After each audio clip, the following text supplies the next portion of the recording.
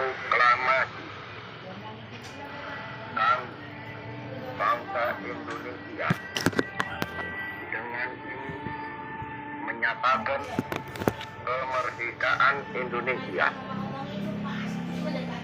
Hal-hal yang mengenai pemindahan kekuasaan dan lain-lain diselenggarakan dengan cara saksama dan dalam tempo yang sesingkat-singkatnya. Jakarta, 17 Agustus 1945. Kemerdekaan yang sudah lama dikerjakan oleh Bahmin, pria kelahiran 1933 ini tak disangka adalah sang mata-mata pejuang kemerdekaan yang punya segudang kisah.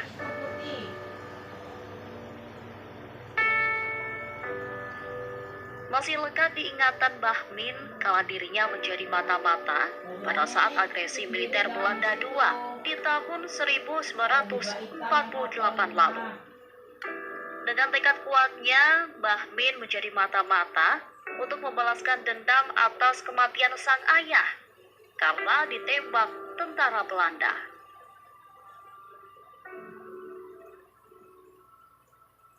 Kini, di usianya yang sudah menginjak 90 tahun, Bahmin masih berjuang. Tak lagi berjuang melawan penjajah.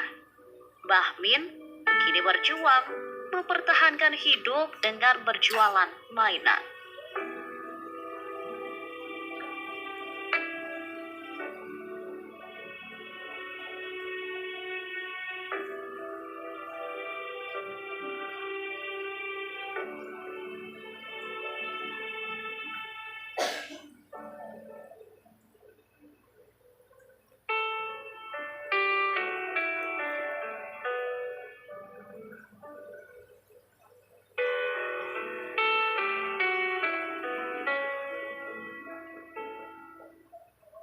Ayah saya ditembak Belanda kena. Saya di tangan kanan, adik saya perempuan masih tanda bukti.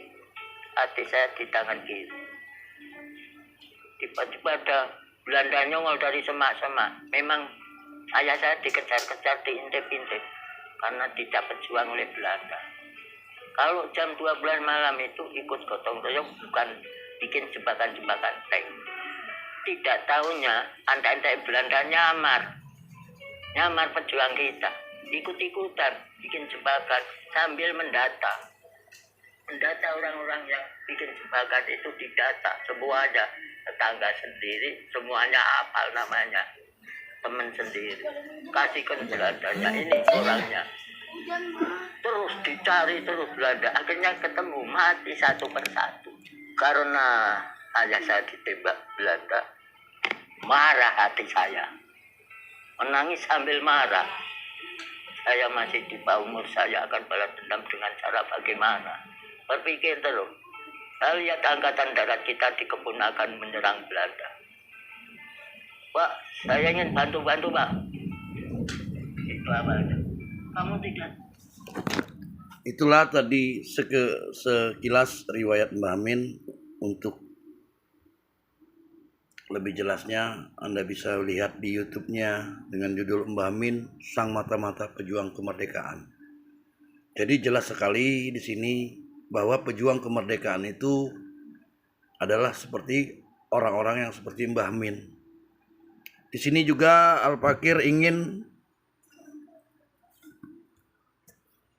memperlihatkan video YouTube Mufti Belanda, Mufti Batavia yang jadi antik Belanda. Warahmatullahi wabarakatuh. Alhamdulillah. Wassalatu wassalamu ala Rasulillah. Wala haula wala quwwata illa billah, amma ba'du. Teman-teman, kita berharap kepada Allah semoga kita selalu diberi kesehatan zahir dan batin, dimudahkan segala urusan kita, dilancarkan rezeki kita yang halal, yang barokah, tentunya di Betawi kepada pemerintah Belanda saat itu.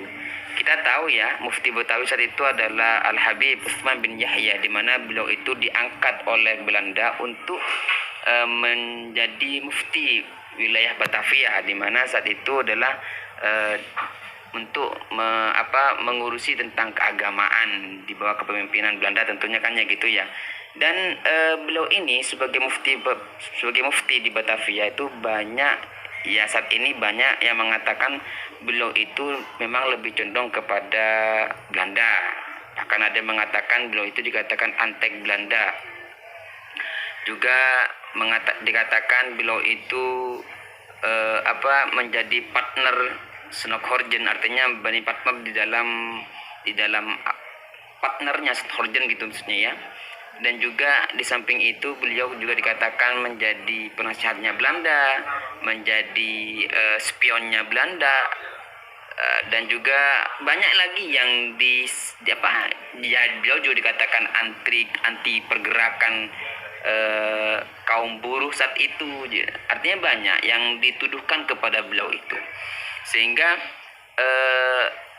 ini menarik sebenarnya untuk kita kaji sebenarnya. Artinya benar nggak sih memang beliau itu memang seperti itu?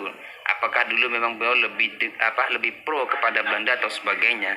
Sehingga perlu kita tahu ya, tentunya kita harus belajar kepada buku-buku yang sudah ada tentunya ya, sesuai apa yang disampaikan oleh para sejarawan di Indonesia tentunya. Yang menarik ini ada surat ya, sepertinya surat rahasia ya, surat rahasianya Mufti Betawi kepada Snokhorgen saat itu.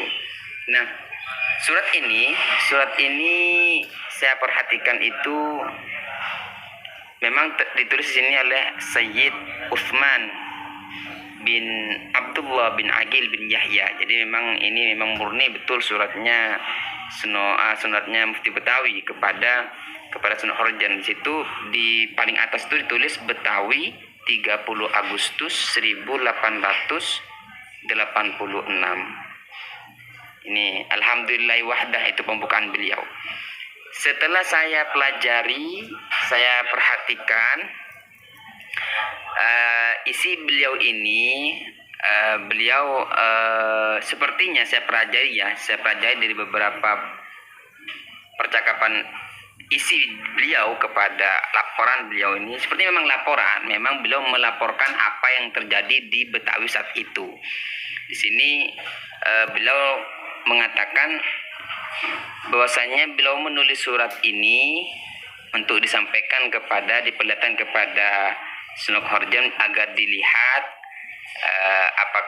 dilihat ya, maksud dan tujuannya buat surat itu adalah memberitahu bahwasannya tarekat yang tersebar di zaman ini ya. Dan video yang kedua tadi itu adalah Mufti Batavia yang dia angkat, yang dibawa oleh orang Belanda dari Yaman ke bumi Nusantara ini. Jelas sekali perbedaannya.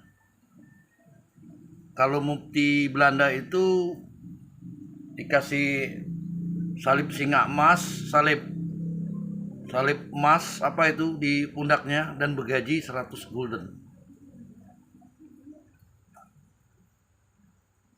Untuk pelaku sejarah, Mbak Min ini masih hidup, yang sekarang jualan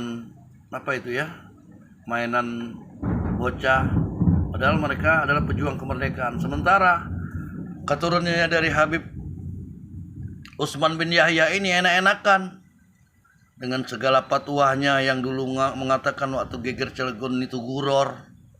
Jadi di sini kita sebagai pribumi harus bisa memaklumi bahwa mereka itu pendatang, itu adalah warisan Belanda, jajahan Belanda, dan berkawan dengan Snokhorgennya.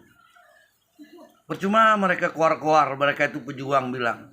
Perbedaan antara keduanya itu sangat jelas berbeda. Apalagi sampai sekarang ini anak-anaknya itu tetap menjadi orang yang terhormat dengan menjual nama agama. Jelas sekali bangsat yang bertopengkan agama lebih jahat dari penjahat besar sekalipun. Miris hati saya kalau melihat tadi dari percakapan dari Mbah Min, kehidupan sehari-hari Mbah Min, yang mana yang satunya adalah video yang kedua tadi. Percuma si Rizik bilang bela-belain, tuh sudah jelas kok bahwa beliau adalah antek Belanda. Anda juga seperti Habib Rizik. Apa yang kalian perjuangkan untuk Indonesia ini? Apa yang kalian baru kemarin setelah geger masalah Habib pakai upacara bendera mencintai Republik ini, selamanya ini mana Anda? Kemana Anda? Tidak ada lain dan tidak ada bukan.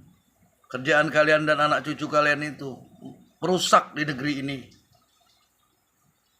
Kami pribumi Nusantara sudah sangat muak dan jengkel melihat tingkah laku pola anak beranak kalian itu.